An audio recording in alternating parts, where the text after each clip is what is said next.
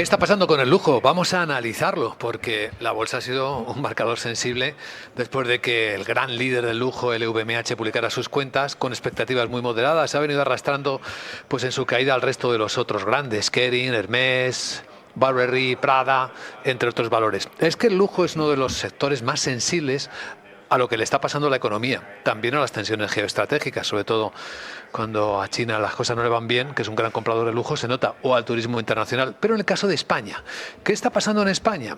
Tenemos una radiografía muy completa del lujo en España. Y aquí están dos personas que han trabajado en ella. Fabián López es director del área de lujo de Andersen Consulting. Fabián, gracias por acompañarnos. Muchas gracias, un placer. Y Bárbara Guillén, la directora de estrategia de negocio de LIC. Bárbara, gracias por acompañarnos también. Muchas gracias.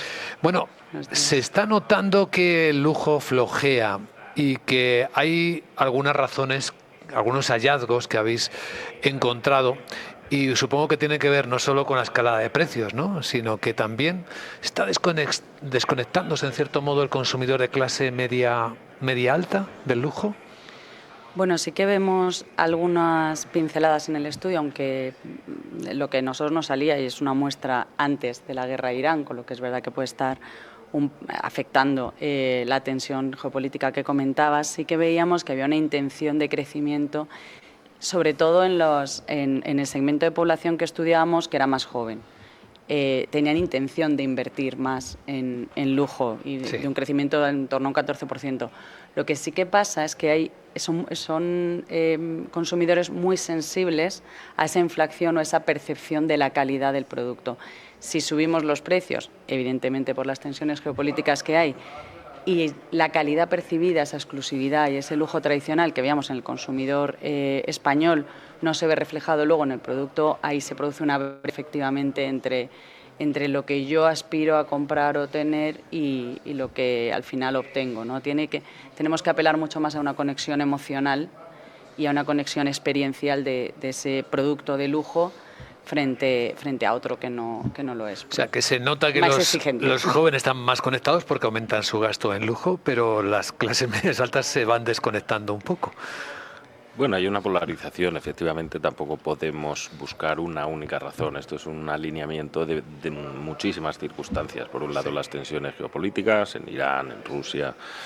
Por otro lado, el relevo generacional. Entra una generación joven que cada vez tiene más parte del pastel y estos vienen apretando con unas dinámicas de comportamiento completamente diferentes a las de sus padres y sus abuelos. Y también pues el encarecimiento de los materiales que estabais comentando, pero también ha habido un cambio drástico en el enfoque a raíz del COVID, mucho más enfocado a la experiencia que a los bienes tangibles, y esto se pronuncia todavía más fuerte en los jóvenes. Me gustaría que compartierais cómo está ahora mismo el mercado del lujo en su conexión con las marcas de los países. Viéndolo con la perspectiva española, ¿se aprecian más marcas italianas, francesas todavía que las del lujo español? Sí. Desgraciadamente tenemos todavía la tarea de la relevancia en las marcas y el de apostar mucho más por la narrativa del Made in Spain. Tenemos marcas maravillosas donde se valora muchísimo la calidad del producto, se valora muchísimo el legado, de dónde viene, y además en esos jóvenes que van a ser la masa que nos interesa en el mercado del lujo, valora muchísimo la sostenibilidad, la trazabilidad de esos productos, pero todavía somos muy tímidos a la hora de conectarlo con la narrativa de marca. Somos muy tímidos a la hora de posicionarnos por encima o de diferenciarnos de grandes marcas, cuando comentabas, ¿no?, el grupo LVMH. Fabián. Esto fue uno de los hallazgos, para sorpresa de nadie, francamente. El 27,2% de los encuestados valora el producto nacional por encima del internacional, solo el 27%. Solo el 26%. El 36,1% valoraba mucho más el internacional y el 36,6% los ponía más o menos, los situaba en el mismo nivel.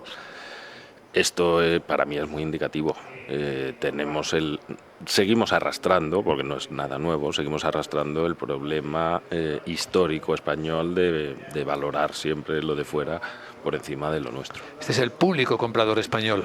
Sí, sí. Pero también España tiene un público comprador extranjero, ¿no? Gente VIP que viene a comprar lujo a España. Incluso se habla de un turismo de lujo. Y que lo valoran infinitamente más. Ojalá nosotros lo valoráramos solo la mitad. Con eso ya nos iría bien. El lujo español lo valoran más los extranjeros que los españoles. Sí, de lejos. No solamente el lujo, pero en el lujo además se ve acentuado, efectivamente. Nosotros, por ejemplo, tenemos una gran gastronomía. Estábamos diciendo que en los comportamientos de lujo el comprador español es mucho más tradicional, sigue valorando ese lujo silencioso, ese estatus y esa calidad del producto. Sin embargo, el internacional valora por encima de todo la experiencia, y España es un gran país. Nosotros podemos ofrecer una calidad gastronómica de primer nivel, tenemos muchas estrellas Michelin en nuestro país y parte de las visitas se producen por esa experiencia. La calidad hotelera es increíble. Madrid tiene, de hecho, es una de las plazas elegidas por ese turista de lujo, precisamente por la oferta que tiene ahora mismo, cultural, gastronómica, hotelera, porque la experiencia es muy diferencial con respecto a otros países, y ahora falta que no lo creamos. Claro. Cuando habláis del sector del lujo, ¿qué incluís? Porque ahora se vende mucho la parte de la experiencia de lujo, ¿no? Qué magnífica pregunta esa. Lo primero que me gustaría sería definir perfectamente qué es premium y qué es lujo, porque es una palabra lujo que casi tiene hasta mala prensa. Entonces intentamos cambiar o utilizar ese eufemismo premium, que parece que tiene mayor aceptación, ¿no? Sí. Entonces, premium es una cosa muy distinta y es un segmento muy distinto al lujo. A la hora de decidir, de tomar las decisiones de compra en el ámbito del producto premium, nos fijamos en funcionalidades, en más, si nos vamos a un teléfono, por ejemplo, que tenga más capacidad, más memoria, más una cámara mejor, son funcionalidades tangibles. Sin embargo, en el lujo es todo lo contrario. Nos vamos a lo intangible, a los valores intangibles, a la historia, al relato, a las emociones, al estatus. No tiene nada que ver con lo tangible. El lujo es completamente distinto. En este sentido, estamos viviendo un cambio muy profundo en la sociedad, inducido por las redes sociales. El lujo siempre ha sido algo para disfrutar en secreto, no se compartía mucho. En cierto modo, el sentido de exclusividad iba unido al del lujo.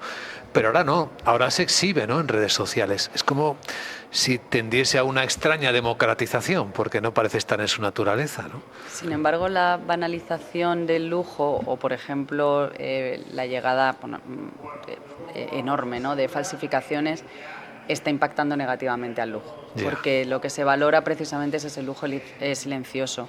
Yo creo que no debemos olvidarnos de las tecnologías y que las marcas utilicen la tecnología al alcance, porque sí que es verdad que veíamos retos, por ejemplo, de cómo hacemos llegar la información de ese país tan maravilloso, con esa experiencia tan maravillosa, a países a países de Asia o de Oriente Medio que no comparten ni nuestro alfabeto, ¿no? El uso de la tecnología, la inteligencia artificial, por ejemplo, para generar contenido y que llegue a esos países es tremendamente necesario. Luego también todo el uso de la tecnología que tienen las marcas, pues en CRM, en data, en efectivamente esta inteligencia artificial, precisamente porque lo que demanda cada vez más el consumidor de lujo es una hiperpersonalización y una experiencia que sea única, que sea exclusiva, que sea diseñada solo para él o ella. Entonces vamos a necesitar de esa tecnología, y además los jóvenes están valorando, y lo estamos viendo como una tendencia emergente, tanto la tecnología como la sostenibilidad. Entonces es algo que tenemos que aprovechar, si está a nuestro alcance. Pero efectivamente, bien entendida. Fabián. Sí, y hay una tendencia clara, que también lo hemos visto, hacia la discreción. También esto difiere mucho entre los grupos de edad. No es lo mismo ese rango hasta los 18, nosotros hemos estudiado tres rangos: 18, 39, 40, 55 años, y luego ya a partir de los 55, ¿no? Sí. Entonces hay atributos y aspectos que difieren mucho, evidentemente, en una persona de 20 años que a uno de 60. Claro, estaba pensando en el principal titular de vuestro trabajo, de la radiografía del lujo en España, como el gasto joven crece un 14%, muy desconectado de lo que está ocurriendo en los otros segmentos de edad. Y estaba pensando hasta qué punto también está creciendo el gasto joven y de los demás, esa parte oscura del lujo que es el de las falsificaciones que citabas, ¿no? Porque a veces el lujo se aprecia más cuanto más falsificable es, ¿no? Da una impresión de que se retroalimentan perversamente las falsificaciones y las marcas. Sí, hay una tendencia en el segmento más joven a comprar el relato, pero no así el bien. Ya. Y esto lo vemos mucho en los perfumes, ¿no? Cuando un niño pasa a ser adulto y compra ese relato que te venden las marcas con ese atributo, ese hombre que ya sale en los anuncios, ¿no? Y ya quiere convertirse en ese hombre, pero no está dispuesto a gastarse los 90 o 100 euros que cuesta esa fragancia en concreto, ¿no? Entonces, pues va a la falsificación, que le cuesta 10, 15 euros, pero huele prácticamente igual. Está comprando el relato, pero no el producto. Y esto es algo a tener en cuenta también. Claro, hay que mirar el nivel de satisfacción, ¿no? que producen las falsificaciones, si es suficiente para... Bueno, y eso es uno de los principales hechos que hemos visto, que comentaba Bárbara al inicio. Esa desafección por el segmento de lujo cuando ha crecido muchísimo en precio, pero no así en valor. Ha crecido muchísimo en precio, pero el valor sigue siendo el mismo, ¿no? La experiencia sigue siendo la misma.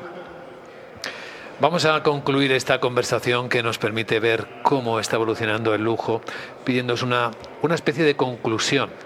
¿Qué es lo que está ocurriendo ahora mismo y dónde veis la evolución del lujo en los próximos años con esta fuerza que la tecnología, las redes sociales y los hábitos están introduciendo, Bárbara?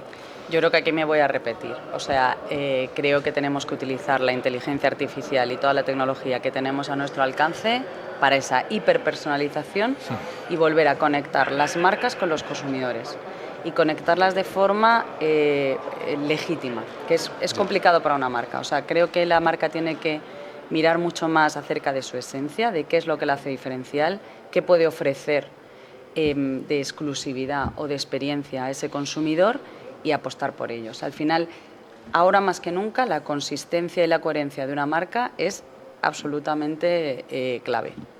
¿Y para Fabián? Bueno, yo creo que estamos en un movimiento pendular y efectivamente coincido con Bárbara. Volveremos a los básicos.